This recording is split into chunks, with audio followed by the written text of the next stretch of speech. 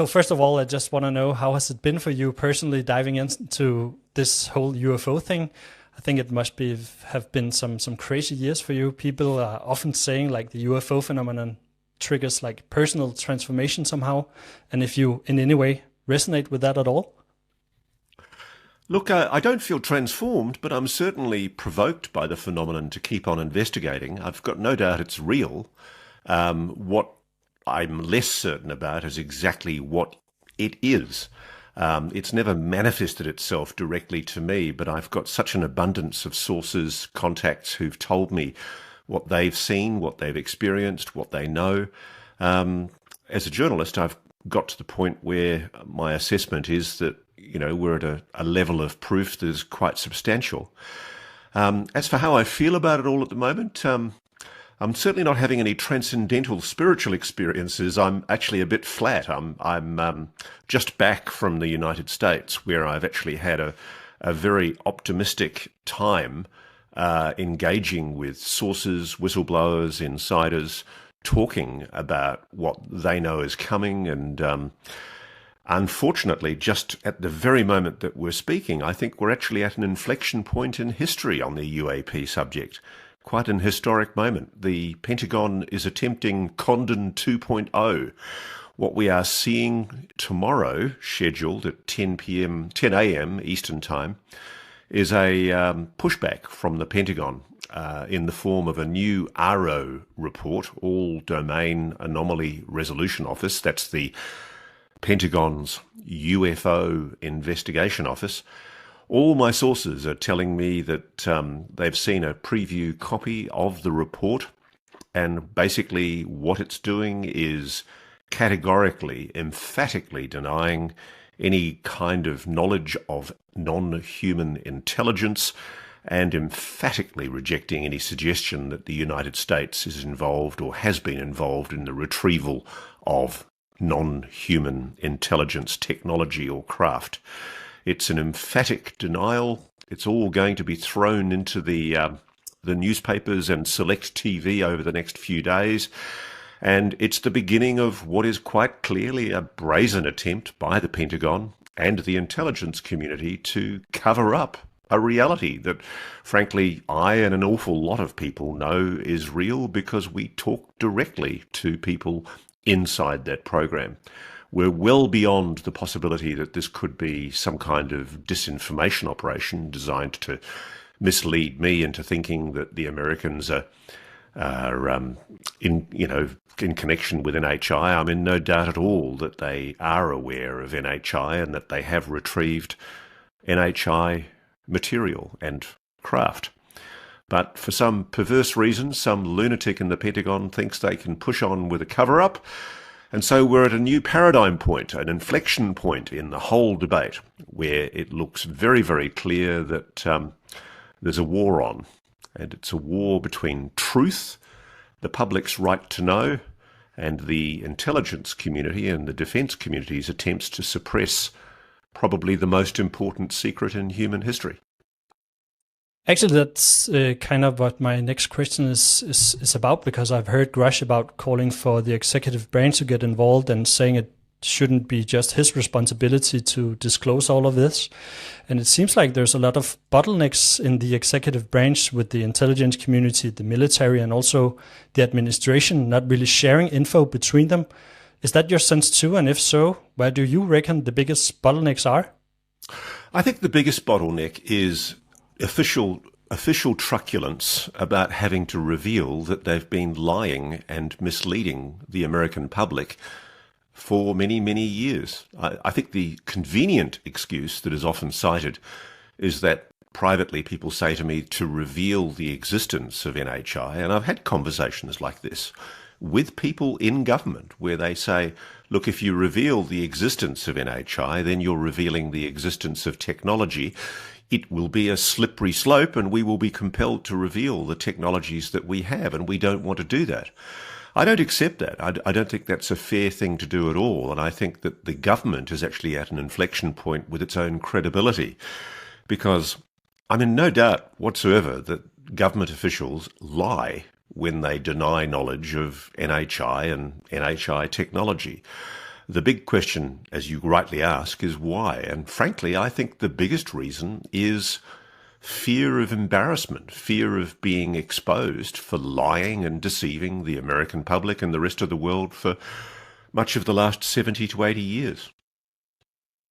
Yeah, yeah, I completely agree, but I'm not privy to that kind of knowledge that you have. I just follow the subject, but that's my sense too. But Ross, I want to ask you, you've talked about Pasulka's latest book being the next essential chapter in understanding the UFO mystery. Diana's book is more about the religious and spiritual side of the phenomenon. Could you share a bit about your own journey in trying to understand this phenomenon?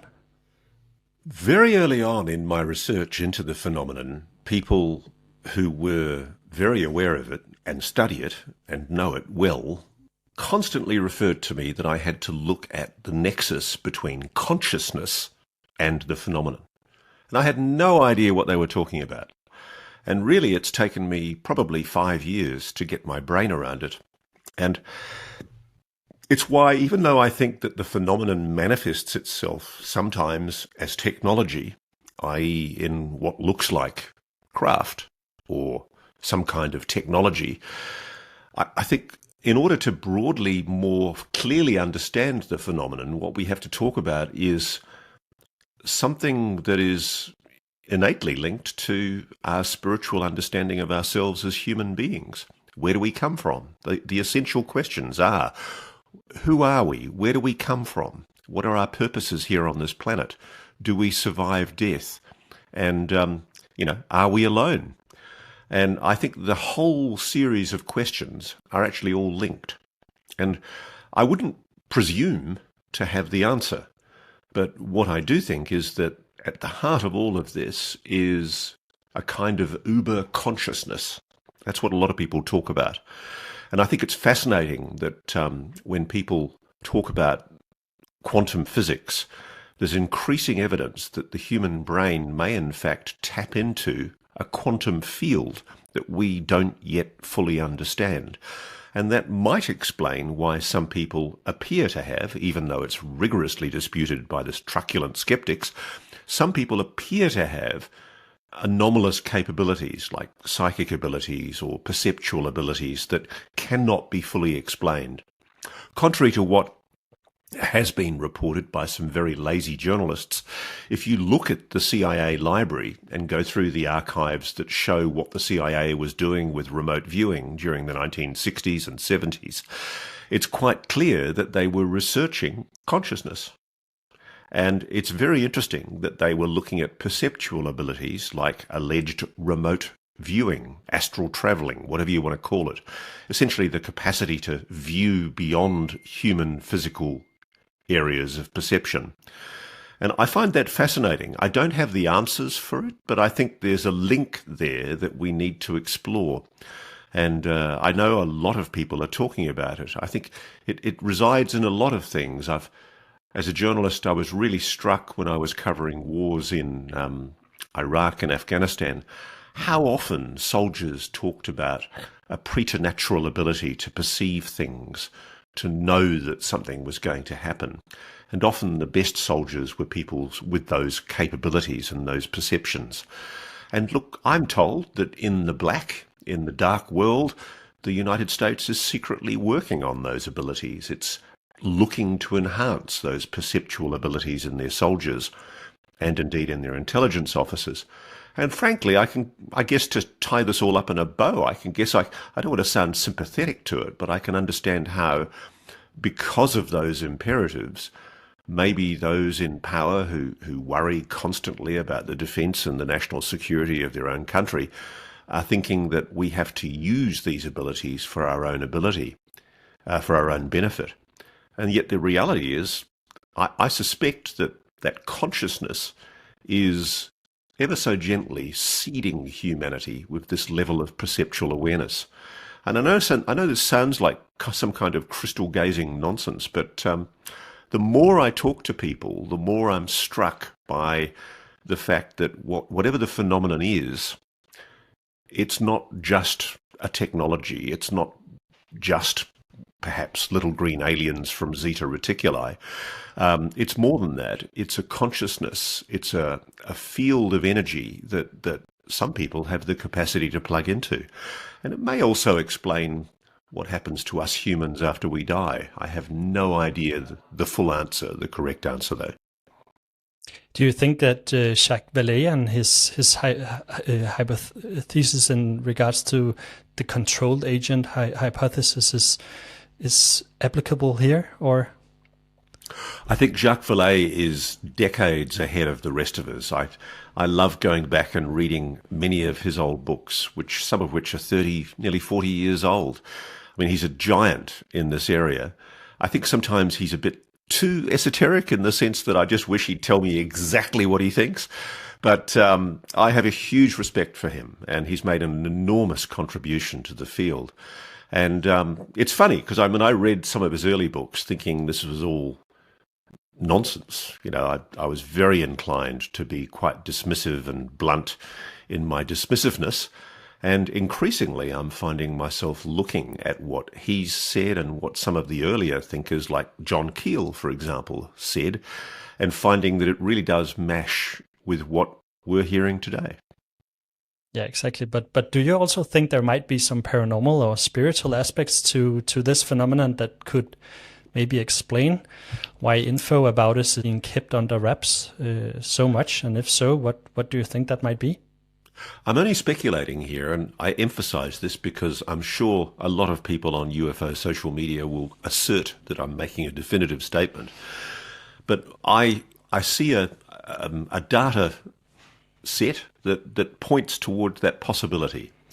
I can't be definitive, but I do think that there is something to the idea that a lot of what passes as paranormal phenomena, ghosts, weird bumps in the night, that kind of thing may in fact be capable of explanation by virtue of the fact that we have a whole field of consciousness around us, perhaps in other dimensions that we're not even aware of. And maybe our dimension is coming into contact with that dimension. I wouldn't say that any of the people that I've spoken to are in any way definitive about that. I think we're all, frankly, guessing and speculating as we go along. But what I do find fascinating is the truculent hostility of some in science to even considering the possibility that what passes for paranormal phenomena might be capable of scientific explanation. So that's why I argue very strongly that what we've got to do is recognize that witness evidence, experiencer evidence, albeit at times flawed, is describing something that modern science has not yet explained. And throughout history, there's been paranormal phenomena that has never, ever been adequately explained. I mean, obviously, we've used the blanket of religion to try and dismiss it as demonic or evil. But maybe there is something there, and maybe it can be explained. And that's what I find quite exciting scientifically. My job as a journalist is to look at evidence and to gather evidence. And frankly, I'm really interested in knowing whether it's possible to measure, track, detect this phenomenon. And I suspect that in the middle of all of that, there's the paranormal side. There's a guy I know called Patrick Jackson, who has a Facebook page, I think, called Quantum Paranormal. And he purports to have developed a technology that he's discovered attracts the phenomenon. And often that manifests itself in some way as what look like ghostly wraith faces. I haven't been there to see it. I'd really love to go and see it and experience it for myself so I could verify it with a camera crew. But I think that sort of thing needs to be investigated. And I think there's enough evidence on the public record to suggest that it needs to be empirically assessed and measured to see if it's real. Sure. But I want to go back a bit in regards to the mechanism in regards to why this is, or how this is maybe is being kept secret, because it seems like there's a super influential player in the mix like private contractors, but they're not like officially recognized as a political entity. They kind of straddle the lines between politics and business, yet they're outside of the executive branch, and fundamentally they lack democratic legitimacy in the US. Do you agree with that take, and how do you see the power dynamics playing out? I have to be very careful here because this is very much an ongoing investigation for me. But yes, I am aware of private military contractors who are in possession of non-human technology and who are doing extensive research into NHI. And I find it hilarious that the Pentagon and the intelligence community think that they can continue to suppress it. It's not going to work, guys. It really isn't. It's time to be open. The secret's out. Too many people are talking. And people are talking from within those private military contractors and have been for some time. There are research programs going on because the potential for the commercial exploitation of whatever technologies lie behind all of this is enormous.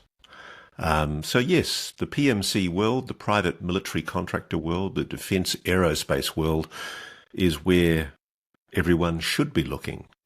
Lockheed Martin, Northrop Grumman, companies like that, they know full well. Let's stop the pretense. And I think the interesting thing is that because we're at a precarious state in international relations at the moment, it's all too easy to manipulate national security and defence reporters and encourage them to disregard things in the national interest. I've spoken to people who, frankly, are high-level, high-reputation journalists, insiders with knowledge of aspects of what we euphemistically call the program. And they freely admit to me they've been discouraged from going there, mainly with threats, cajoles, telling them that if they go there, they won't get any other stories. But the other reason is there's been an appeal to their sense of patriotism, that essentially there are technologies that lie behind all of this that are being resourced, developed, and manipulated for warfighting. And isn't that sad? Isn't it sad that if it is true that we've had contact with NHI, isn't it sad that we may very well be shooting them down, engaging offensively against a non-human intelligence? If that's true, isn't that horrific? And what does it say for the rest of humanity that's not party to these decisions? Why have these decisions been made? And who authorised them? Has a president authorised them in America by an executive order? I question whether that's the case. And the issue that is being expressed to me by people within that program is that it has completely lost control, that things are being done in the name of national security that are not being given oversight by the Congress. And I know this sounds old-fashioned, and certainly some of the fascists inside those private military contractors will probably resent me saying this, but we still do live in a democracy that has accountability and oversight controls. They're pretty bloody weak, I agree. And Congress often doesn't do its job properly. It's been given the UAP issue on a plate, and so far it has completely failed to properly investigate and properly dig. If what I'm being told is true, we are looking at a constitutional crisis in the United States.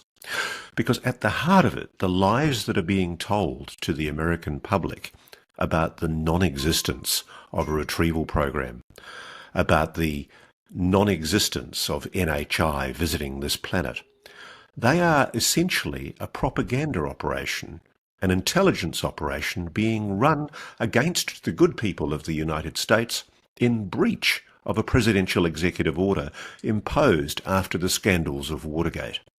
So frankly, there needs to be a self-assessment inside not just that illegal community of people who are doing the wrong thing, the private military contractors, the select group of officials in the Defense Department and the intelligence community. There also needs to be a new type of spine developed inside the Congress. We're at a very interesting inflection point in history right now, where, frankly, this secret could be buried for another 50 years if some people get their way. I don't think they realise just how much of the secret is out, how much people like I know and other people know. And I think what the United States is actually heading for, the biggest danger for the United States, is not the supposed ontological shock of the realization of the existence of NHI. I think most kids, certainly my kids, are ready for that. They embrace it. They welcome it. Our generation might have a hang-up about that.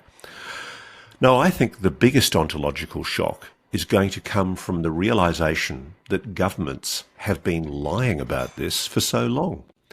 I've always, very early in my research, maintained the caution that I'm not so sure for sure that this legacy program is real, that the crash retrieval program is real. But I'm now very sure. I'm absolutely certain it's real. And I do think right now we're at an inflection point. We're at a point where history will judge us in 100 years' time, because there are people in the intelligence community and in the Defence Department trying to put this all back into a box right now, today. And they've briefed select media with a very negative report, which is coming down before the public sometime at 10 o'clock in the morning tomorrow, Friday the 8th of March. And I think the simple fact is that it's going to be a whitewash. And it's the last-ditch effort by the Pentagon and the intelligence community to put all of this back in the box. And I feel sad about it, because what it's doing is, in the long term, it's going to provide an ontological shock to the people of the United States and indeed to the rest of the world when they realize just how much they've been lied to and how much of what passes for truth in the last 50 or 60 years has been obscured by agitprop from a very determined disinformation program run out of the Pentagon and certain private aerospace companies. We are in a very, very dangerous time. I know you also touched a bit on this on your podcast with Bryce Sable on Need to Know, but if all of this turns out to be true, or even just parts of it, there could be a whole bunch of legal questions to tackle, from criminal to financial to constitutional. Where do you think we'll see the biggest and most revealing legal battles happen, and what legal and political questions do you think are the most crucial in all of this? There's little doubt in my mind that crimes are being committed to maintain the secrecy of the legacy retrieval reverse engineering program. David Grush, when he did his interview with me, went on the record and said that he believed that people had been murdered, and that indeed crimes have been committed to conceal the reality of this whole program. At some stage, there's going to have to be a reckoning. And I suspect at the moment that the issue is that those responsible are desperately trying to cover their ass. It's as simple as that. It's just the beginning of an attempt to cover up. And as we know from such incidents all around the world, it's always the cover-up that gets you into trouble. It's what got Nixon into trouble with Watergate. It's what led to the exposure of the Iran-Contra scandal. And it's led to the hilarious situation where the continuing cover-up about the murder of JFK is just tying itself up in knots with the bullshit that's been spun about what really happened to the US president. The US is fundamentally at the heart of it a national security state. And for much of the last 60 to 80 years, the defence establishment and the intelligence establishment has been sanctioned to do things even though there's been congressional oversight, and even though there's been things like the Church Committee and the Warren Commission. There's been a hell of a lot of stuff going on behind the scenes that has been morally questionable and utterly illegal and criminal. And I think we're getting close to a time when that's all just going to finally spill out. But this is all coming also at a time when I think American democracy is dangerously in peril. We have a weak president in President Biden right now, who, not to speak disrespectfully of him, is a very elderly man who is clearly not in control fully of his faculties. It terrifies me that he's in charge of the nuclear deterrent. It also terrifies me that somebody like Donald Trump might end up in control of the nuclear deterrent. Are they really the best options for a country that right at this very moment is bitterly fragmented, divided, and quite dangerously so? That's what worries me at the moment. What worries me at the moment is, I think the revelation of what we're talking about could very well break American society apart, because the lies that have been told have been so persistent that even the mainstream media has allowed itself to be manipulated and deceived. And so there's an official truth, if you like, that controls. There's a control group that has basically been able to manipulate public perception in an incredibly clever way. And it continues to this day. And I'm very lucky. I feel privileged. And at times, frankly, I kind of wish I didn't know the people that I do know who are telling me their direct knowledge of the legacy program and the reverse engineering program that is right underway right now. And it fills me with fear that these people are so powerful, in possession of technologies that are so awesome, they're so arrogant and so disdainful of the law, and so self-deceiving in their attitude that they are the ones doing the best for the American people and for the rest of the world. I don't think they realise the full ramifications of what they're contemplating doing. I mean, I wish I could talk more openly and more frankly about what I know, but we are truly in very, very dangerous times.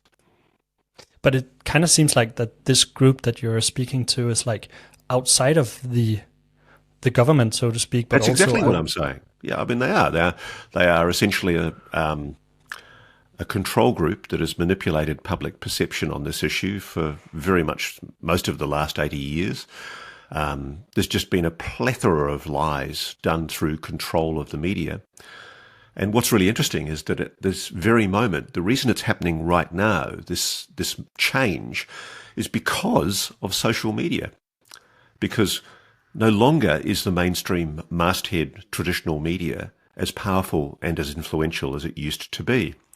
The Pentagon has put its message out through those mastheads. It's going to do it again tomorrow with its derisorily cover-upping report that's going to try and blanket deny knowledge of NHI or knowledge of retrievals.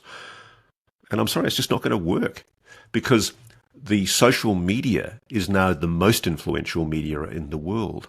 Free-to-air networks, free-to-air newspapers, that sort of thing, they're all in deep decline. I think I was reading somewhere that the top newspapers in the United States have suffered somewhere between 10 and 25% drops in circulation in the last 12 months alone.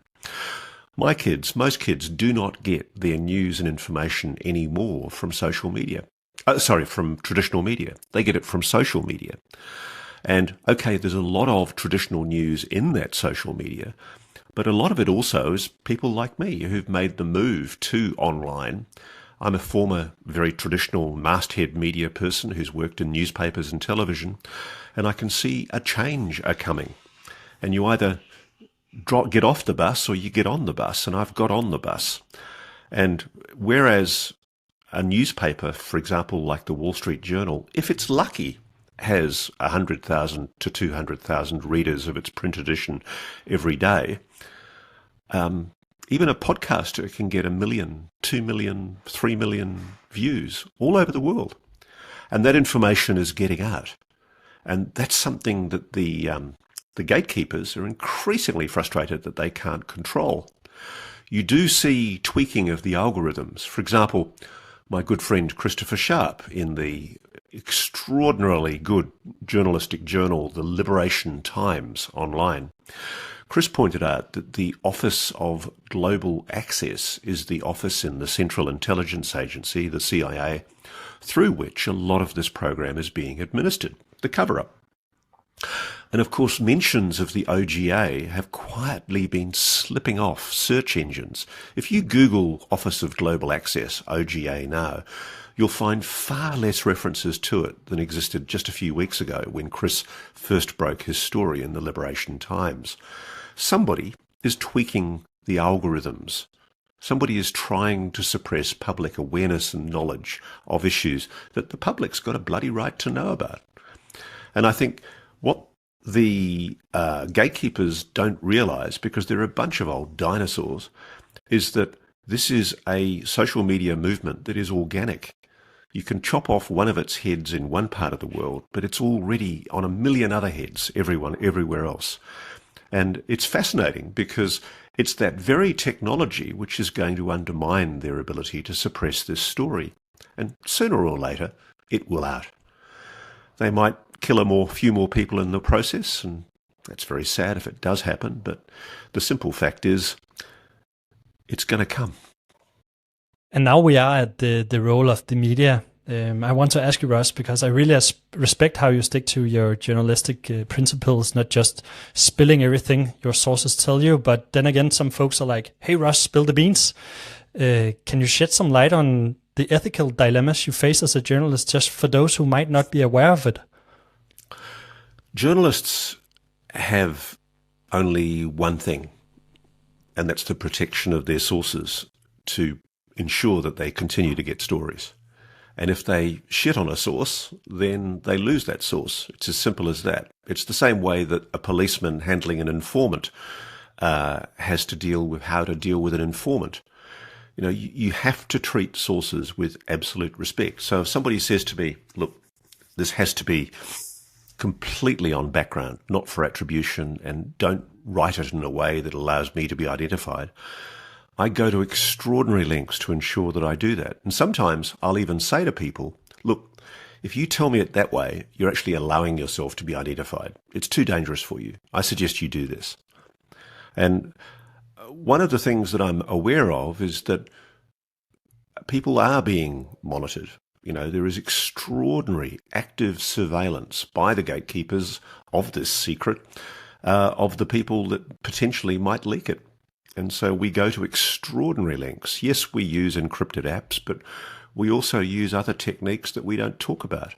I use dead letter drops in the dark web. I've gone to extraordinary efforts to use analog mail to mail people directly so that there's no risk of electronic interception. I've even hand-delivered letters to people who I think are extraordinarily important.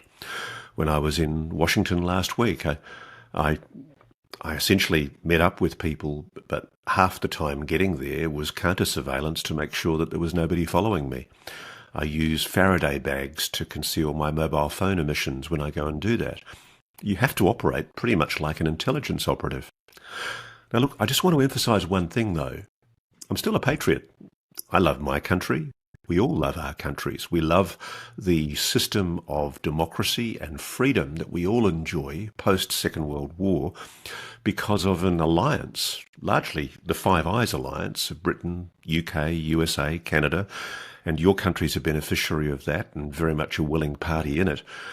And so there are democratic freedoms that we enjoy as a result of that alliance. And right now, we're at a very, very dangerous period in the world where authoritarianism is on the rise again. China, Russia, run by lunatics. North Korea, it's frightening. And so, yes, there are very good, sound national security secrets that need to be protected. And it's quite funny, one of the things I talked about at one stage, and I wish I'd never had, was my knowledge of a very large non-human craft that was discovered and was so large that it was hidden. And I can't reveal how it was hidden, but obviously there's something built over the top of it. I can't reveal where it is. And I've actually had death threats from lunatics on the web who are saying to me I'm under an obligation to reveal it. But what I know is if I revealed the location of that object, I would put the lives of good men and women in the service of their country in jeopardy because it's a place that's being used for a dual purpose. It's quite clever what they've done. And I have no intention of revealing it. Absolutely none. And there are many examples of that where journalists like myself, after consulting with people on the inside, we make a judgment about what we should and shouldn't reveal. And we have to do that because we don't willy-nilly just go out and reveal things recklessly. That's often the way that journalists are portrayed. I hate the way journalists get portrayed in the movies because we're always deceitful, conniving people who don't care about the sources that we're looking after. And we often sacrifice those sources for the sake of getting a glorious story. In my experience, that's not how journalists work. You don't operate for very long as a journalist if you operate like that. And those sort of people, those sort of bad people, get dumped very, very quickly. So you have to protect your sources and you have to treat those people with respect.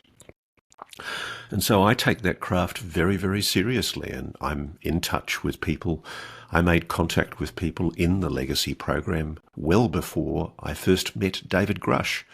And it was those people in the Legacy program who told me about this intelligence officer who was going around investigating the program.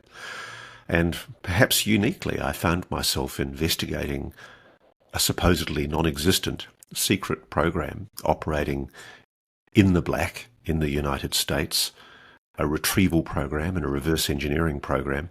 And I found myself investigating it concurrently with this guy from the US intelligence community. And oddly enough, we kept on bumping into each other and one slowly becoming aware of the other. And I find that fascinating because I always assumed that the American government, and this is the big mistake we all make as outsiders, that governments think as one, that intelligence agencies think as one.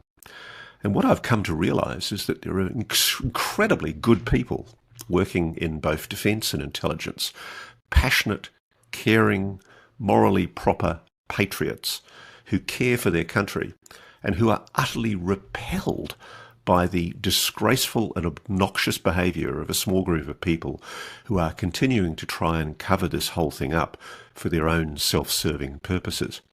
That's what lies at the heart of all of this. It's a bunch of crooks who are essentially trying to hide their own criminality.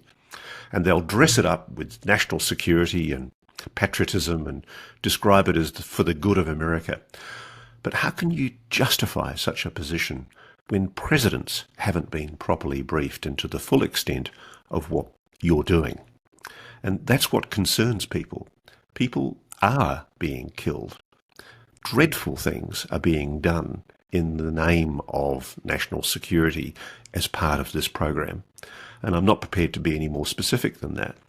But yes, as a journalist, I take my obligations very, very seriously, and I have to be very measured and careful about how much I know, not least because I don't want to get killed. Wow. That's scary. Yeah, Must it be is a scary time. being involved in all of this. It's too easy to belittle it. I find it hilarious that there are these debunkers who sit out there on the sidelines and purport to speak as scientific skeptics, who really are just trolls, and they're best ignored, because we're well beyond the levels of proof, in my view, certainly for myself with my direct knowledge of what I know, we're well beyond the levels of proof to suggest that this is just circumstantial evidence. I'd say we're beyond reasonable doubt, far beyond a criminal burden in terms of what I know, well beyond a civil burden of balance of probabilities. You could convict on what I know. And that's the thing that fascinates me, is I've just come back from Washington and I've been talking to people in the Congress, politicians, staffers. I've been talking to insiders in the Pentagon and the intelligence community. It's very, very clear to me that there is a huge level of knowledge in the Congress about this illegal, criminal program that has been allowed to operate now for many decades. And I think, frankly, it's a test of American democracy. It's completely out of control. What they've been doing is absolutely outrageous. When the public finally get to know what's been going on in their name, they will be disgusted. And they should. They should be asking their congressman and their congresswoman to push hard for oversight of this issue. Because frankly, at the moment, I don't think Congress feels the imperative to push hard on this. There's a cadre of congressional representatives and senators, a small group who do believe, because they've heard the evidence, they've seen the witness evidence, they've seen the other testimony, the videos, etc., and they are convinced. But they're slightly frustrated because they don't necessarily have the numbers in the House or the Senate to push through key legislation that could frankly just bring this all to a head straight away. What we need is a church-style commission where, as happened with the CIA in the 1970s, the crimes that are being committed are finally brought out into the public arena and exposed for all to see. And I think when people finally get to see it, they're going to be absolutely shocked. Now we are at the politicians and pushing the politicians. I want to touch on how are things back home here in Denmark. And over here in Denmark, politicians have been pretty silent on the whole UFO thing, except for one statement from a former defense minister in 2021. But as you know, we're trying to push the issue forward with our investigations in Greenland. Do you have any suggestions on why politicians should care about this from a Danish perspective, and how Danish journalists maybe can contribute in this regard? Look, I think part of the issue is that for much of the last 70 to 80 years, America has provided a security blanket to the NATO nations and to my part of the world that has been invaluable. And that's why Australia stays a member of the Five Eyes Alliance, the Yakuza Alliance. But frankly, imagine if you're the Prime Minister of Australia, or does Denmark have a Prime Minister? I've forgotten what you guys have. Do you have Prime Minister? We do, yeah. Yes. Or if the Prime Minister of Denmark, there are clearly intelligence sharing arrangements that go on in Denmark that sanction intelligence sharing with the Americans, and probably, I suspect, cooperation from time to time on retrievals of exotic technology. I don't think a lot of people in your intelligence establishment, as happens with a lot of people in my intelligence establishment, I don't think people are briefed in these countries into what's really going on. Yes, there are individuals in our military here in Australia who I know who've been involved in retrievals. There are individuals in America I've spoken to, but I don't get the impression that the Five Eyes nations and indeed allies like Denmark are actually briefed in the way that I think we'd all expect. This is a secret that the Americans are keeping because it's all about technology. It's all about maintaining supremacy, essentially military hegemony, and it's all about preparing for the next war against China or Russia. And God forbid, because if what I'm being told is true, the weaponry that lies behind all of this is awe-inspiring. And I think the public should have a right to know. Your government should be pushing. I mean, we've just seen today the unveiling of the SR-72, the successor to the SR-71 Blackbird high-speed, high-altitude craft that they use for high-level surveillance. And if the Americans are releasing the SR-72 now, publicly, it means they've had it in the black for probably 20 or 30 years, and it probably explains a lot of the manta-shaped craft that we've seen flying over the United States the last few years.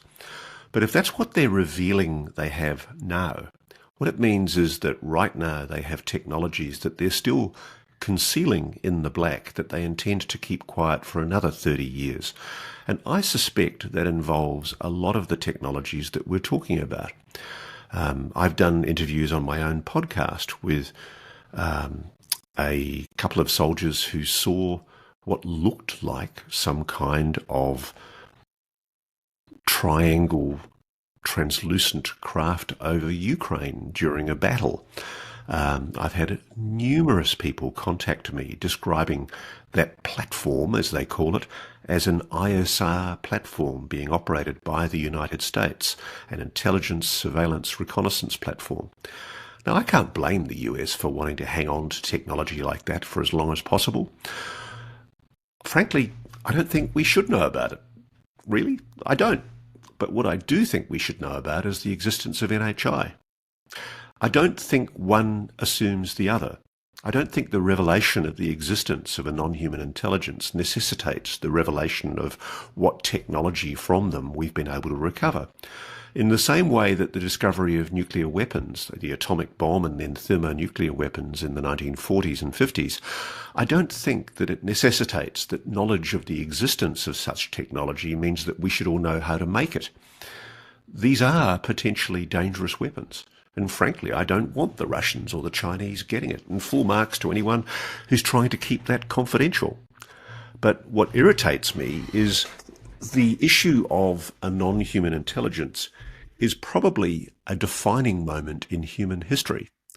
And are we at a point in history where the fact of the existence of a non-human intelligence is being kept secret from humanity because a group of nut jobs at very high levels in the military and the intelligence community in America and in private aerospace are determined to keep their military supremacy and weaponry secret for as long as possible?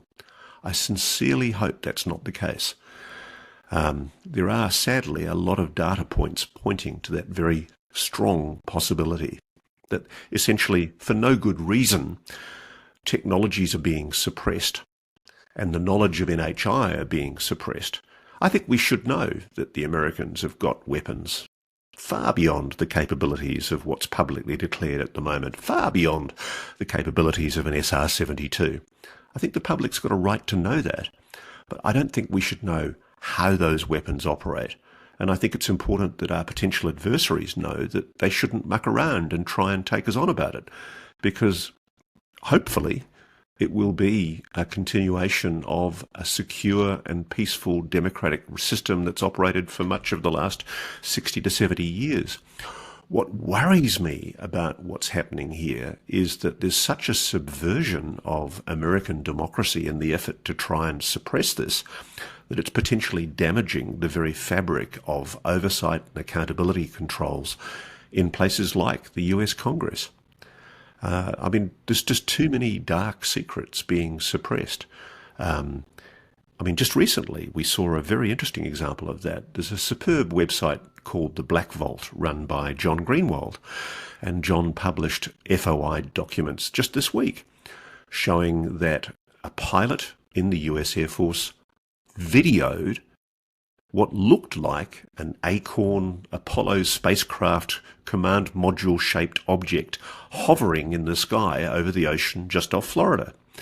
Now, I kind of held my breath when I saw that report, because I've known about this document for some time. I've known that the Representative Matt Gaetz was allowed to be briefed by this pilot about what he saw. Forgive me, sorry, I was just waiting. I've known that Representative Matt Gaetz was briefed about this incident directly by the pilot, against the objections at one stage of the commander of the Eglin Air Force Base. Now, there on the public record is an admission in these recently released FOIA documents that there is video, for fuck's sake. There is video of this object, this craft, hovering, taken by an American Air Force pilot. What has happened to those sacred, broadsheet, traditional tabloids, traditional lead newspapers and investigative TV programs in the United States that they show absolutely no curiosity about the revelation of the existence of such a video? Why on earth is it not on the front page of the New York Times or the Washington Post that, yes, the US government has admitted it is suppressing a video taken by a US Air Force pilot of what is potentially a non-human craft? Why is the media allowing itself to be subverted and for that story to be suppressed? Now, that's not some crazy conspiracy theory. That's black and white on the public record in a document released under FOI, probably begrudgingly, by the Defence Department. Now, ask yourself, why would traditional masthead media not feel the need to at least ask why this is happening? Why is the Pentagon suppressing a video? If there really is no NHI presence on this planet, if we're really not involved in retrievals, then why not just release all this stuff? Sure, but I just want to ask you, just to end off with this. Do you have any suggestions for the Danish citizens and mostly our politicians on how to tackle this? Start asking questions. I mean, your country is located close to the Arctic Circle, and that's where a lot of this activity is happening. I did a story last year about the fact that sources have told me that there were, I think, 9 anomalous objects seen hovering on radar close to the Arctic Circle, which is not too far from your neck of the woods. US fighter jets happened to be in the area at the time on an exercise, and they were sent to intercept. And my sources tell me that the objects seemingly became aware of the approach of the fighters, and long before they got anywhere near them, they disappeared in an instant. They flitted out of sight. This happens all the time. There are these kind of engagements in that part of the world all the time. It's one of the most remote parts of the planet. And, if there is an NHI presence on this planet, you would assume that those kind of barren wastes of empty land would be places where they could locate themselves. I think the public need to exercise curiosity. We're about to be snowed by the Pentagon. We're about to be told yet again in Condon 2.0 that this is all bullshit and that it's just a bunch of tinfoil hat conspiracists who've come up with this crazy idea and been pushing these notions at high levels in the media and in the public social media. And the reality is we're well beyond that. And the public shouldn't buy it. What they should do is ask questions. The simplest thing a voter can do is tell their politician that this is an election issue for them, that their election depends on them seeking accountability from their government and from the American government on what's really going on. Because there are a lot of countries around the world, yours and mine included, Australia and Denmark, that are kind of second fiddle players to the great powers in terms of what we do for the alliance. And we've unquestioningly been quite obedient and done our job for them for many, many years. But, I mean, here's a hypothetical. Australia is buying close to $500 billion worth in Australian dollars of nuclear attack submarines from the Americans, Virginia-class submarines. Now, it's still an open question whether the Congress is going to allow that sale to go ahead. But what if it transpired that the US is in possession of technology that supersedes such technology and makes it almost irrelevant? Just hypothetically. What if that was the case? How would you feel if you were an ally? This is why this is a defence issue, a national security issue for every member of the US alliance. They need to ask hard questions about whether their American friend is being as open with them as it should be. Is it trying to preserve American military hegemony at the expense of the ignorance of the rest of the world about technologies and great discoveries in human advancement that could benefit all of us?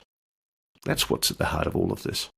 I totally agree. We just, I think a bunch of years ago, we just bought like 30 or 20, I don't remember how many, F-35 planes from Lockheed Martin. So I would ask the same question if they are really in possession of non-human crafts. But Ross, I want to respect the time.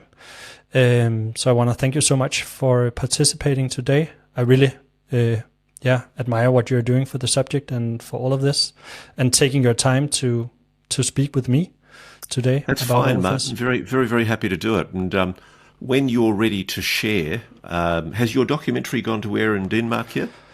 Not yet. I think it's mid-April or something like that. Well, when it goes to air, please give me a call and maybe we can give it a push along on my show. Sure, I would be happy to. Very much happy to, of course. Okay. No worries at all, Perfect. mate. Really good to talk to you. And how could I say no to somebody from Denmark when you have a Tasmanian Mary in your royal palace? Exactly, yeah. Yeah, and our new king also said, I need all the help I can get, also from the things that are even above us. Great. So, well, I hope he gets it. Yeah, exactly. So thank you so much, Russ. No worries, mate. All the best. Bye-bye. Yeah. Bye. You want to comment about the AARO Historical Review Report, because what it is, it's an inflection point. It's a tipping point. It's a line in the sand. In 100 years' time, this moment will be written about in the history books. It will be the moment when the world begins to realize that the Pentagon, gatekeepers of this legacy program, made a terrible mistake. They flat out lied. And now we're going to catch them out on that lie. And the big challenge is, what is Congress going to do about it? I love the simplicity of the law. You make a law, you figure out on the evidence whether somebody's breached it, and if they have breached it, you bring them before a court or a tribunal and you hold them to account for that breach. It's now up to Congress to test the veracity of what you're about to hear from attorney Daniel Sheehan. Daniel Sheehan is about to make an incredibly dramatic allegation. He is going to allege that Dr. Sean Kirkpatrick, the former director of the All-Domain Anomaly Resolution Office, the Pentagon's UFO office, has lied to Congress. And moreover, he believes that this is part of a continuing cover-up of a legacy retrieval and reverse engineering program by not just the Pentagon and the intelligence community, but also by people in private aerospace. I actually had a conversation with somebody on the weekend who's aware of the legacy program. And they laughed when I expressed my indignation about the fact that there were such obvious lies reported in the AARO report. One of the things that was mentioned in the AARO report was the fact that as part of their supposed investigation, there were certain named companies that were alleged to be experimenting on alien technology. And there were witnesses that went to AARO and gave this evidence. AARO said, quote, AARO has found no evidence that US companies ever possessed off-world technology. The executives, scientists, and chief technology officers of the companies named by interviewees met with the director of AARO and denied on the record that they have ever recovered, possessed, or engaged in reverse engineering of extraterrestrial technology. Now, I'm going to call them out, as will others very soon, on that lie. Northrop Grumman, Lockheed Martin, and others, you are lying. And we know you're lying because we're talking to people inside your organizations who say you're lying. And it may be that you believe you can do what I was told on the weekend by my source is the self-justifying excuse that you give yourself for doing this. And that's because this lie is protected by what's called a waived, unacknowledged special access program, which essentially means the dirtiest secret of all inside the US military-industrial complex. These are the most highly protected secrets in the United States. And these WUSAPs require anyone read into these programs to lie. Now, crucially, I think it's very, very important for you, the viewer, the listener, to realize that just because there is a special access program that protects this national security secret, it doesn't mean that everything being done within it is legally within the oversight and control of the Congress. And that's what we're talking about here. What we're talking about here is an egregious failure by Congress to do its job. The beauty of the American Constitution is that it enshrines the separation of powers in the Constitution, and it gives you, the American people, the control. It's government of the people, for the people, by the people. And please, ladies and gentlemen, never forget that.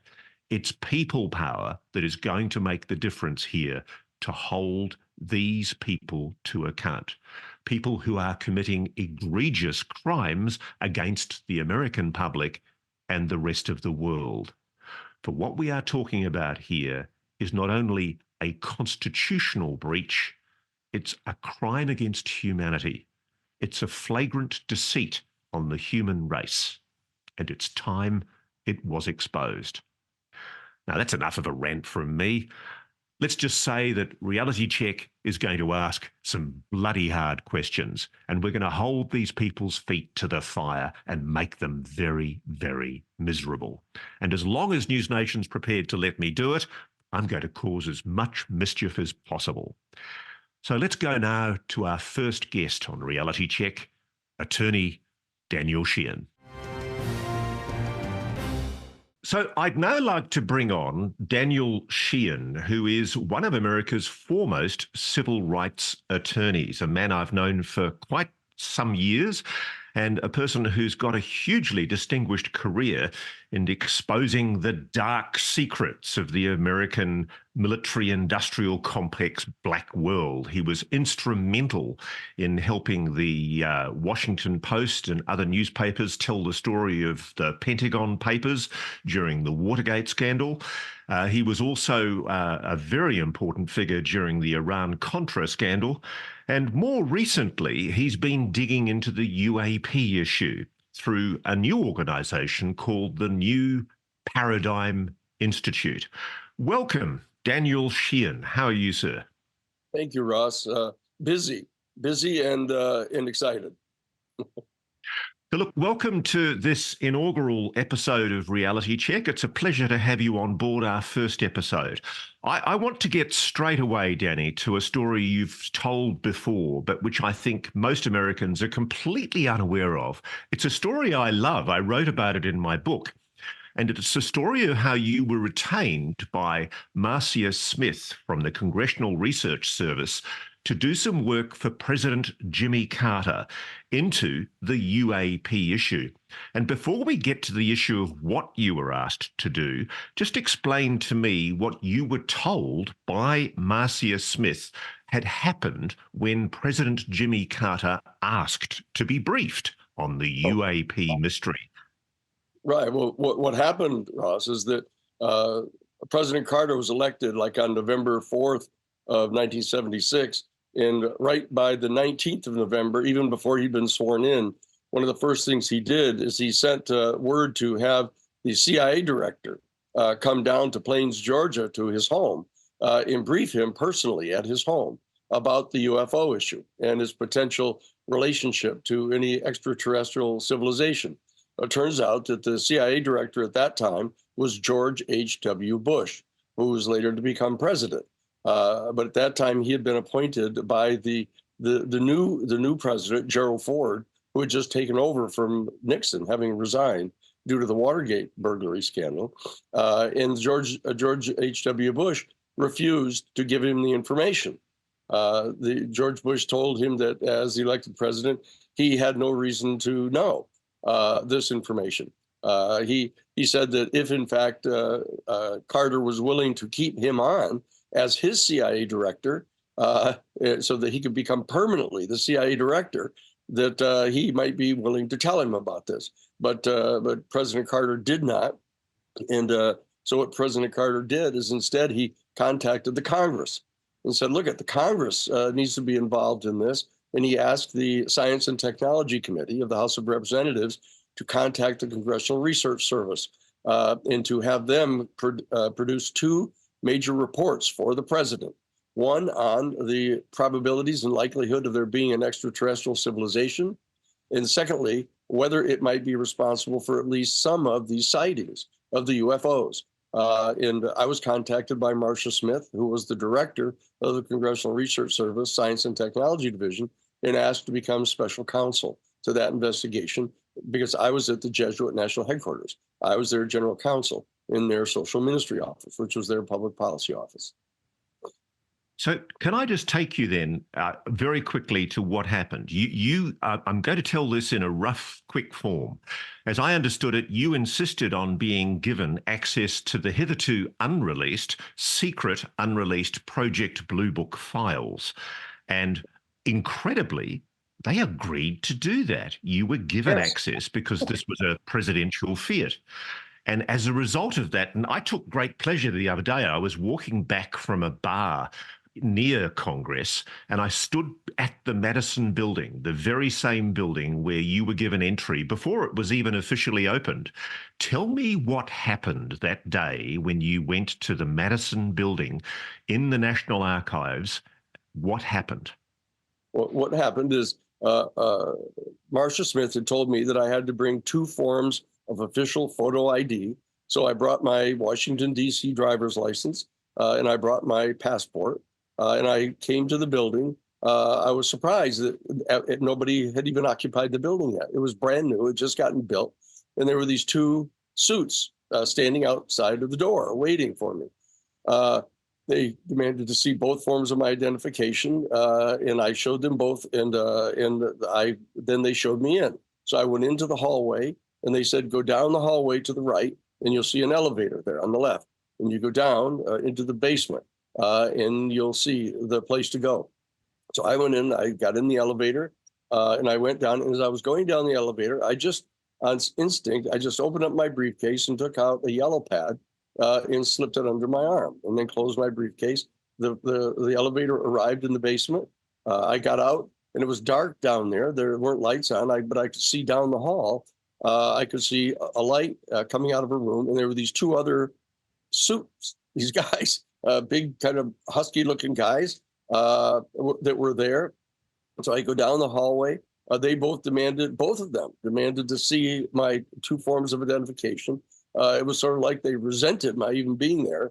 But I showed them, and they said, look, leave that briefcase here. You can't take any notes. You can't record anything. But here the stuff is. They brought the stuff for you. And so I put the briefcase down.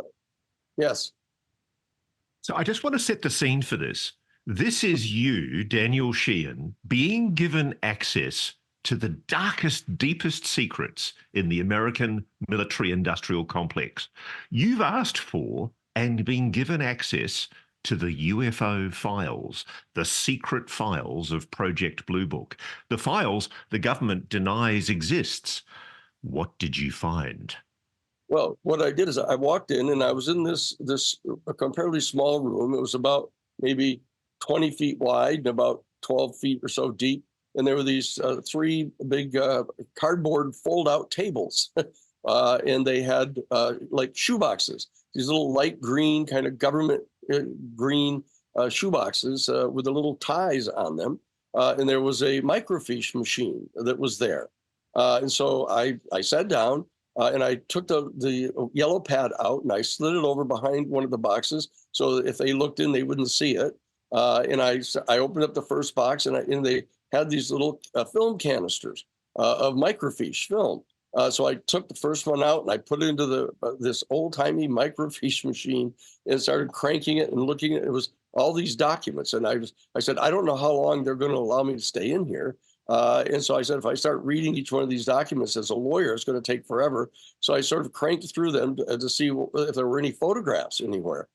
Nothing was there in the first canister. And so I folded it all up and put it back in. And I opened up a second canister, went through it, and they had a lot of documents again.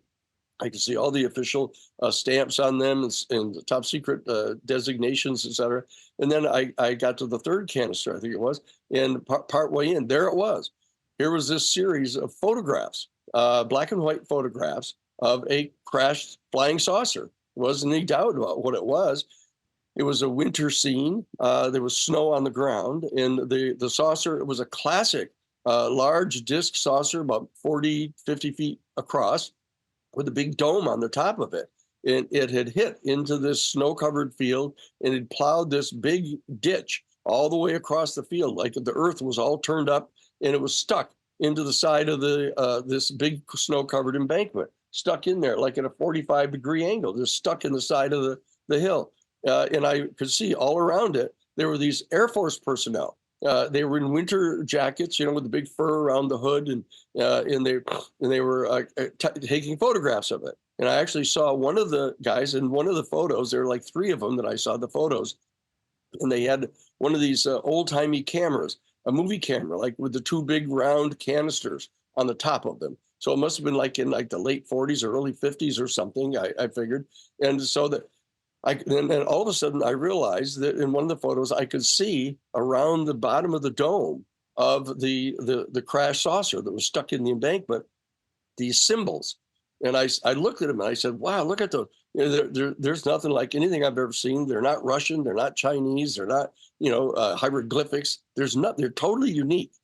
So I said, okay, I'm going to trace these because I want to make sure they're absolutely identical to what is there and that they're in the exact sequence that they're in. And so I did is I took out the yellow. These are top secret files, Danny. Isn't that an act of espionage? Well, no, I'd been cleared to see them.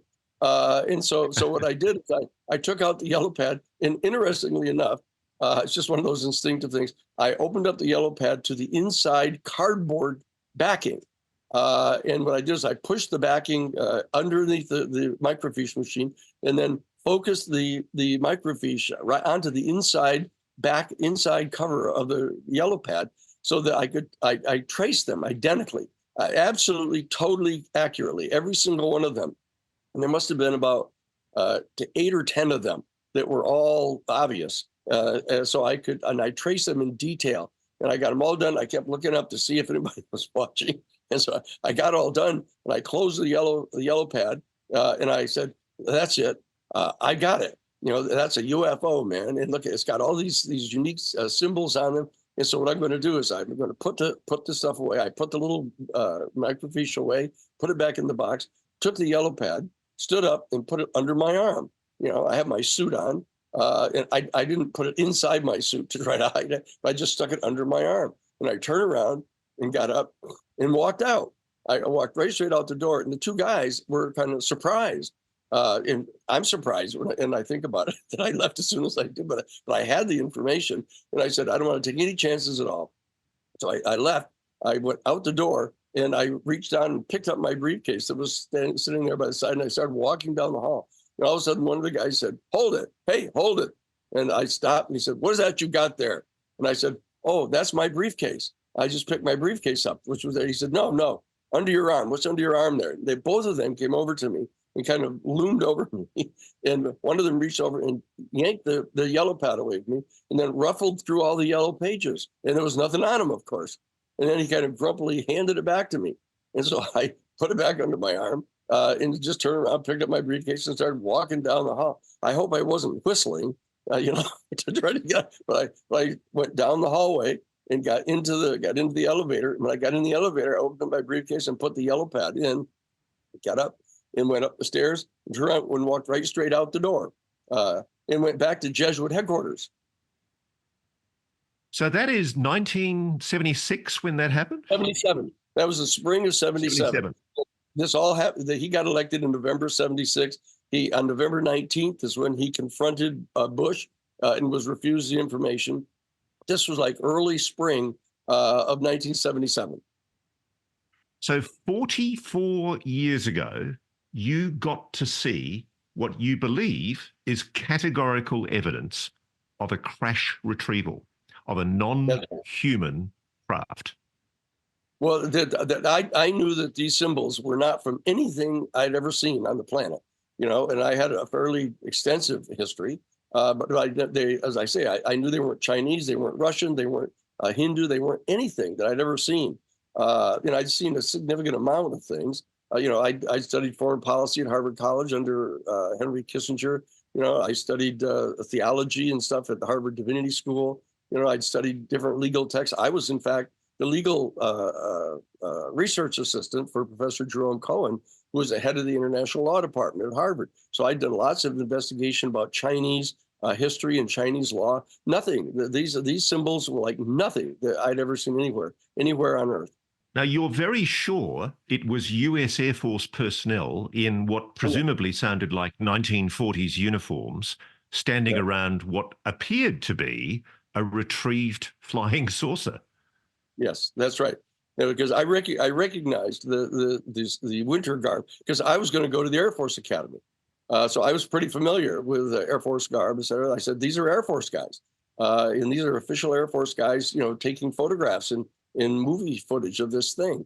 And I knew it immediately when I saw it. But what's important about this, Danny, is that is, if I'm not mistaken, that is first-hand direct witness evidence from you of a UAP, a flying saucer, a non-human craft. Well, it was exactly as I said. That I was. There's no doubt that it was a flying saucer. That was absolutely clear, and there wasn't any doubt that it was crashed, and it wasn't any doubt that there were no symbols of anything on Earth that were on it. That much I know. Why do you think? Why do you think they gave you access? I mean, it's quite extraordinary. I mean, I can't think of any other time in history when anyone from outside of the legacy program has been given access to data, to evidence of the existence of such a I project? was surprised. I was surprised. So was Marshall. Well, so was Dr. Marshall Smith.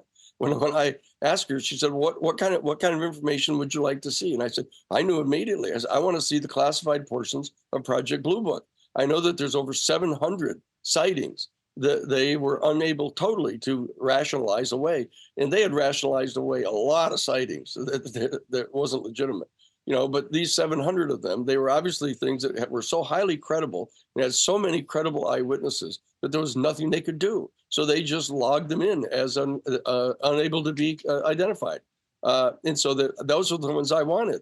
And those are the ones that she said, oh, they'll never give you that. They'll never give you that. I said, well, look, if we don't ask, we'll never get them. So please ask them. She said, well, all right, I'll ask them.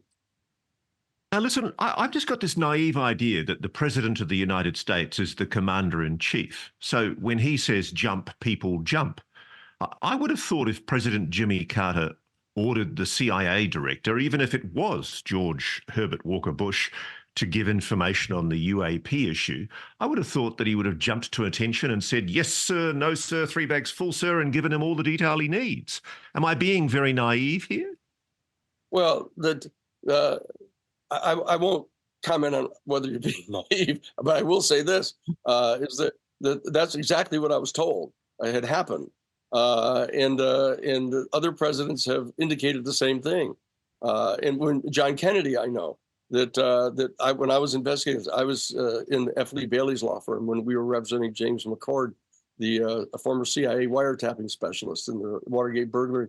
And I was tasked at the office to find out what the guys were doing in the Watergate Hotel. What were they doing there? And when I conducted that investigation, one of the things I discovered is that on June 5th of 1963, President Kennedy was actually engaged in the exchange of secret letters with Khrushchev after the Cuban Missile Crisis of October of 1962. And they were actually planning to, both of them, take steps to disassemble the nuclear warheads of their respective nuclear arsenals. And one of the things that President Kennedy wanted to do is he wanted to demonstrate to Khrushchev his good faith, and he wanted to have a combined space program with Russia.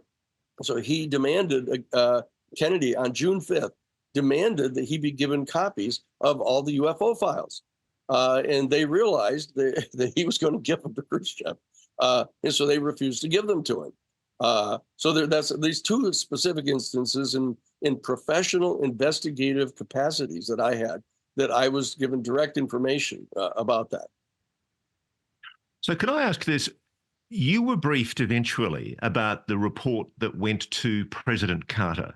Was President Carter given any detail about what you had discovered in the National Archives building that day when you were given access to the classified portion of the Project Blue Book files? Well, actually, that's one of the peculiar facts about all this, Ross, is that what happened is I was so thunderstruck by what I saw. What I did is I took it back to Jesuit headquarters, and I gave it to Father William J. Davis, who was my Jesuit superior. I was a candidate for the Jesuit priesthood at the time. I showed him what I had, and he just reached down and slid open the drawer of his desk and handed me this little 8.5 by 11 manila clasped envelope. And I opened it up and slid out an 8.5 by 11 black and white glossy photograph of a UFO in flight. There wasn't any doubt about what it was. And I said to Father Davis, I said, where did you get this? And he said, my sister Dodie gave it to me. I said, well, where did Dodie get it? He said, well, Mike, her husband, gave it to her. He is the head air traffic controller at the Seattle airport. And his best friend, who's a pilot, commercial pilot, who flies freight all around the Northwest, took this photograph out of his airplane window. And he didn't want to get in trouble and lose his pilot license. So he took it to his best friend, Mike, and gave him the copy. He said, there, okay, I performed my duty. Now you have it. And Mike didn't want to get in trouble. So he took the photograph and gave it to his wife, Dodie, and said, here, bring this to your brother. He's a priest. So that's how I got it. But what happened with President Jimmy Carter? Did he get told about what you'd found in the archives? You know, it's one of those bizarre facts about history is that I don't believe he did. As strange as that sounds, And I imagine Marcia Smith is upset at me for it because I didn't stay in there long enough to get a lot of other evidence, which I should have. And I just gave it to Father Davis, and then we moved directly to try to get the National Council of Churches to set up a task force to investigate UFOs and to figure out what the theological implications were, and that's what happened. So it's your belief that even the president wasn't told about what you discovered, that the report withheld that information, that direct first-hand evidence of what you'd seen in those documents in the Madison building in the National Archives? Yeah, the two reports that were ultimately issued by the Congressional Research Service to the president, which I saw, were simply abstract things about, here are the statistical probabilities, there's this many planets and this many star systems, and here's Drake's equation. And it was just this really strange, soft kind of thing. But it did conclude, based upon their probability projections, that there were at least from 2 to 6 other highly intelligent, highly technologically developed, but distinctly non-human species in our galaxy. And they said that in the official report to the president, because I saw that. Wow. Now, I'm fascinated. I want to know, did you, when the opportunity came with the creation of the All-Domain Anomaly Resolution Office, did you go to Dr. Sean Kirkpatrick at the AARO, the Pentagon's UFO investigation office, as a first-hand direct witness? Did you provide that information to AARO of what you'd seen? I did. I absolutely did. I was talking with Chris Mellon about this, and Chris said, look, he's going to contact Sean Kirkpatrick directly and take the position that Sean needs to interview me. And so I got contacted by Dr. Fitzpatrick and asked to go. Dr. Sean Kirkpatrick said as recently as last Friday in the report that was written to Congress that no direct first-hand evidence with knowledge of a retrieval program was provided to AARO. What he says in that document, under oath presumably to Congress or under some prescription about telling the truth, what he says to Congress is the complete opposite of what you're telling me now here today. That's true. That's true. No, he was told personally because he's the one that conducted the interview of me. And I gave him all the exact same. I don't want to drag you into a defamation case, Danny, but this is a very, very important point. Yeah. There are obligations on officers of the state, people acting under congressional rule legislation. Dr. Sean Kirkpatrick was operating according to law, tasked by statute of Congress to prepare a truthful and accurate report. Now, I'm asking you, did Dr. Kirkpatrick lie when he did Dr. Sean Kirkpatrick lie when he made the assertion that there was no direct first-hand witness evidence provided to AARO of a crash retrieval?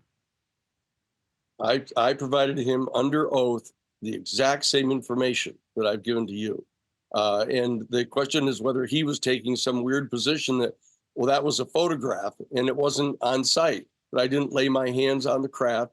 And I could tell from the way the report was written, it was kind of wiggle language of trying to pretend that somehow they had no direct evidence. But from a court of law, as a 50-year practicing attorney from Harvard Law School, I can tell you that is direct admissible firsthand testimony about the fact that there is direct visual photographic evidence of a crash retrieval program directly being undertaken by government officials. And he knows that it existed.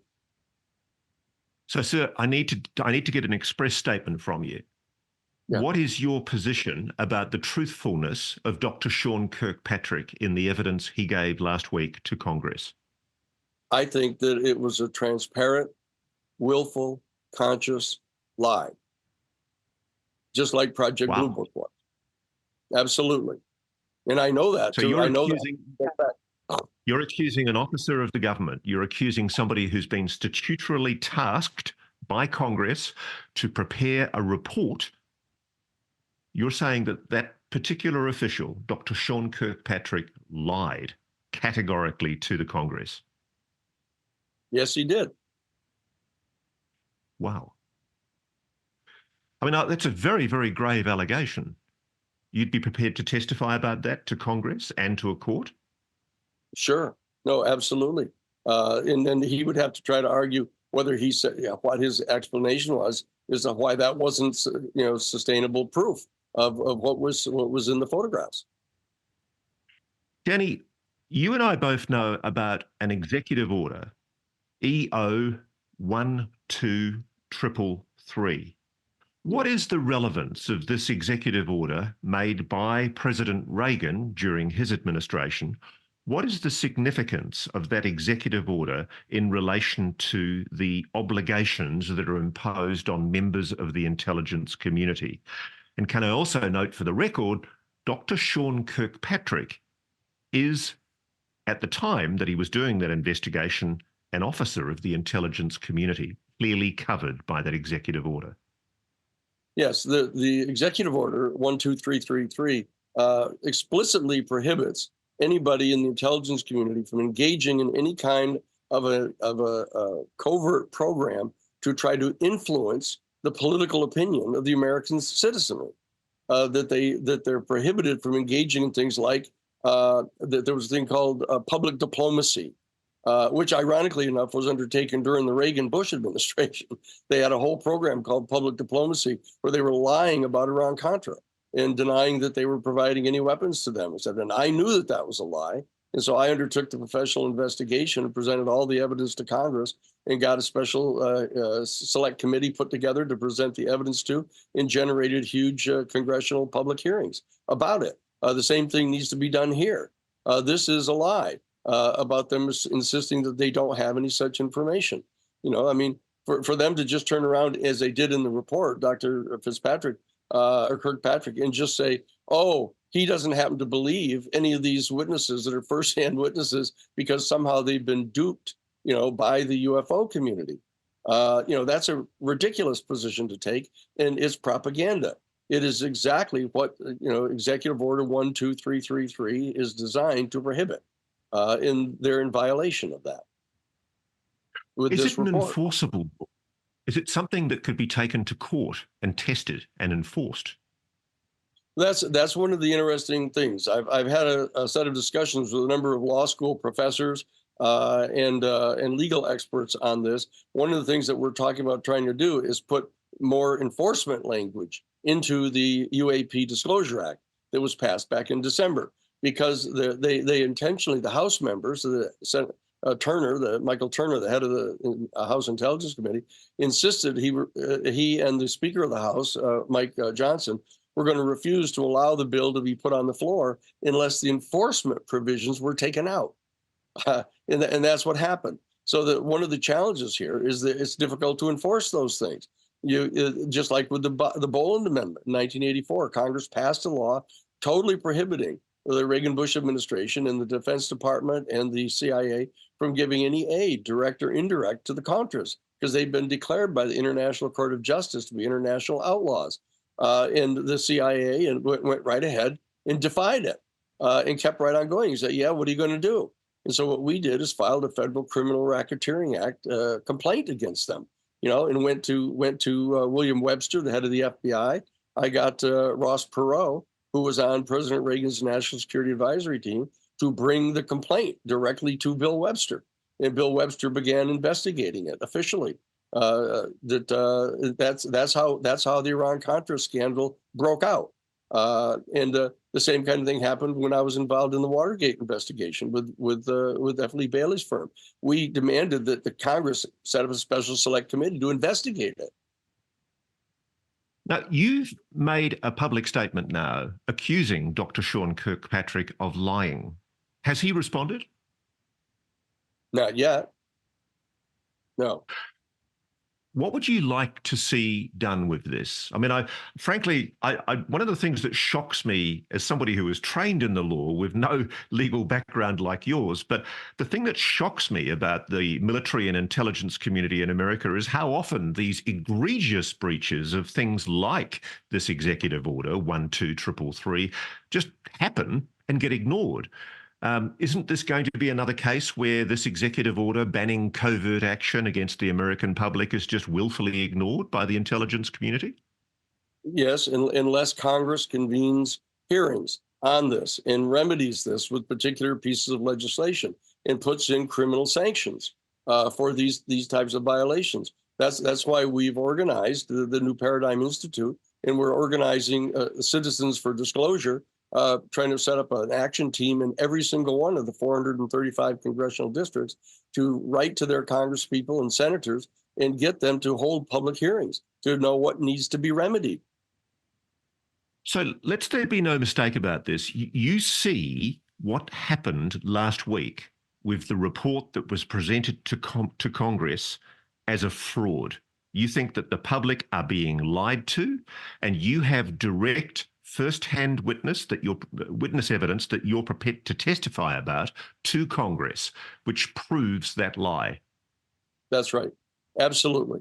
Absolutely. I'm perfectly willing to testify to Congress about the first-hand direct photographic evidence that I saw of the crash retrieval of a UFO, which I'm convinced because of the symbols on it, we're not part of any nation state on our planet, and that I told this under oath directly to Dr. Sean Kirkpatrick as an official AARO investigative hearing, which we pushed on him and got him to take the testimony. And I gave it directly to him. All they had to do was just go check the records. Now, to your knowledge, were any inquiries made by AARO as a result of your evidence to Dr. Sean Kirkpatrick? What was his reaction when you gave him the evidence? He asked me if I could provide to him a copy of the tracings that I had done, and I had said that I didn't have those anymore. You know, that I brought them to Jesuit headquarters. They were in the files of the Jesuit headquarters, and that as far as I knew, that those files, I brought some files with me out to California when I came out here to teach at the University of California, Santa Barbara. And I don't know whether that particular yellow pad was in those Jesuit files or not, but it's that they aren't there. But he could at least have called as a witness Marcia Smith, who still works, as I understand it, in a private defence institute. She could have been asked and deposed as a witness to see whether or not she was prepared to give evidence to corroborate your claim. Sure, and of course they could demand to see the records that showed that the Project Blue Book files were brought to Washington, D.C., and 4 different security people were assigned to guard them, you know, and they were brought to the Madison building, and right there in the spring of 1977. There has to be clear records of that. And look, forgive me for having to challenge you on this, but this isn't some BS story on your part. You're actually saying this happened. You were given access, quite extraordinarily, to direct evidence that the United States government is aware of retrieved, potentially non-human craft, flying saucers. That's right. That is exactly. I scratch my head as I think about this because it's quite extraordinary. And I remember when I was writing my book, I was actually blown away by the fact that you'd had this experience. Because as far as I can see, it's unprecedented. Nobody's ever been given access to those secret files before. And as we learned with last week's historical review to Congress, the existence of such files is now categorically denied by AARO to the Congress. You're saying they're lying. Well, and I interviewed Albert Stein, a man who worked directly for Project Blue Book, on his deathbed, and he gave me great details about the program and how they had a whole special unit set up that had to look into these 700 cases that they knew perfectly well. They couldn't explain away. And he was directly involved in keeping all the records of that. he called me on his deathbed and asked me to fly to see him up in northern Michigan or Minnesota. I've got my records. And he confessed on his deathbed about the program going on, and that he actually was taken to S4 and saw one of the craft and told him about it. So, oh, wow, this is interesting. I've never heard this before. So you're saying that you were provided with direct witness evidence of the existence of a facility known as S4 at Groom Lake, Area 51. That's right, from Albert Stein, who was a guy that worked in Project Blue Book for many years on his deathbed. Wow. You know, it's funny, Danny. I mean, like you, both of us are talking to people in the legacy reverse engineering and crash retrieval program, the program that the Pentagon denies exists. I guess I feel a sense of futility that when you've got direct first-hand witness evidence like yours, and it's blatantly, willfully ignored by AARO's investigation and egregiously misrepresented to Congress, what hope is there? I mean, they're just blatantly lying to the executive arm of government. Yes, and to the congressional branch. That's exactly what they're doing. That is a profound problem of the national security state, Ross. The whole national security state apparatus that was set up by the National Security Act in 1947 over the course of the past 80 years has basically garnered unto itself the authority to lie to Congress, to lie to the president, to lie to the American people, to undertake full-scale propaganda campaigns, to lie to the people of the country. And they got caught doing it. They got caught doing it in the Pentagon Papers. They got caught doing it in Watergate. They got caught doing it in Iran-Contra. And the fact is, there were one set of hearings, the Senator Frank Church Select Committee on Intelligence Abuse hearings, where they exposed a lot of that. And they set up the intelligence committees to try to rein this in. And the fact of the matter is that the intelligence committees are not doing their job. They need to hold public hearings and have the public testimony presented so the American people know what's happening here, and that they need to take further steps to enforce their rules and regulations. I just had a conversation with the incoming president of the University of Washington Law School, and she said the way this thing is presently operating, it's just a question of who's got more power, whether the national security state has more power than the constitutional government of our country. That's the situation that we're faced with here, and that's what's being surfaced here in this UFO issue. I think the thing that's extraordinarily significant about what you're telling me, Danny, is a lot of the time I get very frustrated because I can't name the people that I'm speaking to who are still in the program. Obviously, David Grush had considerable courage in coming forward, but I'd been speaking for a while to people working in the legacy program, actually working on recovered non-human technology. And they were telling me this is real. What I find extraordinarily important and special about what you're telling me today is that you actually do have first-hand witness evidence of the existence of the retrieval program, and you provided it to Dr. Sean Kirkpatrick directly, not to one of his flunkies. You provided it directly to him, and yet he has presided over a report which you say is committing a fraud on the American public. It is lying to the American public about the truth of UAPs, crash retrievals, and a reverse engineering program. Absolutely right. That's exactly what's happening here. So what can people do about this? I feel a sense of futility. I know the New Paradigm Institute's got this Citizens for Disclosure initiative. What are you hoping to achieve through Citizens for Disclosure? What we're going to do, Ross, is we're going to set up these action teams in each of the 435 congressional districts and also in each of the 50 states. And we're going to have these people contacting their congresspeople and senators to put wind under their wings, because a vast majority of the United States senators, both Republican and Democratic, want this information transmitted to them. that's being withheld. I'll agree with that, actually. I mean, as you know, I was in Washington a couple of weeks ago, and I was privileged to be able to walk the halls of Congress. I actually had senators on one occasion grabbing me and saying, "You're that guy that did the Grush interview.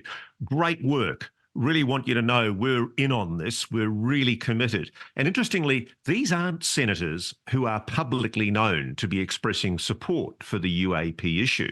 These are people who quietly, behind the scenes, are now supporting a bipartisan push for disclosure. That's right. And one of them is Chuck Schumer, who is the majority leader of the Senate. And in fact, this on March 20th, there's going to be a major rally out in front of his offices in New York City on 47th and 3rd Avenue, cheering him on for the fact that he sponsored the Schumer bill.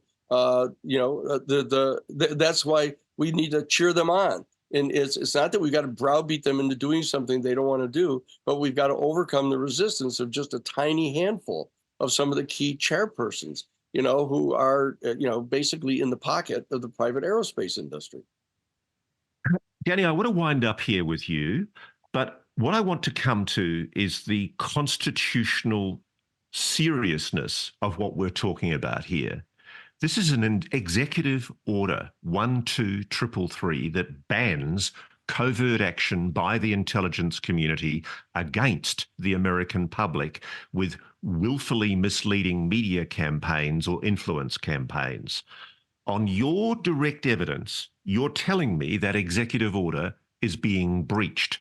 And moreover, probably more importantly, Congress is being lied to. That's right. What is the constitutional significance? You're a constitutional lawyer. You tell me, what's the constitutional significance of what we're talking about here? This is an absolute violation of the separation of powers. Which is a major principle of our United States Constitution. Under Article 1 of the Constitution, our United States Congress has the authority for setting rules and regulations governing the activity of our United States military and our intelligence agencies. And so therefore, the Congress has the authority to pass these rules and laws, and they have the authority to pass additional statutes imposing punishment for their violation. We have to get them to have the political courage to do that, not just to mouth these platitudes about how they shouldn't be doing this, or even issuing their own executive orders telling their people not to do it and then doing nothing about it when they violate it. That we need to have the Congress of the United States stand up and assert its constitutional obligation of representing us. That there are United States Supreme Court cases that say that the president does not have the authority to be doing these things in defiance of Congress. And Congress has been telling them over and over again that they have to stop doing this, and they keep doing it. So the Congress has to step forward and put teeth in these orders now, in punishments for the people who violate them. I don't want to have to keep on bringing lawsuit after lawsuit like we did in the Iran-Contra case, to try to enforce the Federal Criminal Racketeering Act against these people. So that's what we need to do right now. So we're calling for those public hearings. We have people all across the country that are writing letters and sending in communications to their congresspeople and senators. We have a site at newparadigminstitute.org. All the people have to do is go there and put in their zip code, and it'll tell them exactly who their senators are and their congresspeople person is, and it'll send a message to them, giving them their support for holding these public hearings. And you and I know that there are up to 40 people who have direct firsthand information about this program that Sean Kirkpatrick and the AARO office have lied to the American people about, saying there's no evidence of any kind of there actually being such a program. That is transparently lying to the people and to Congress, because this is a report that's been filed to Congress. Danny Sheehan, thank you very, very much for that analysis. There you have it, ladies and gentlemen.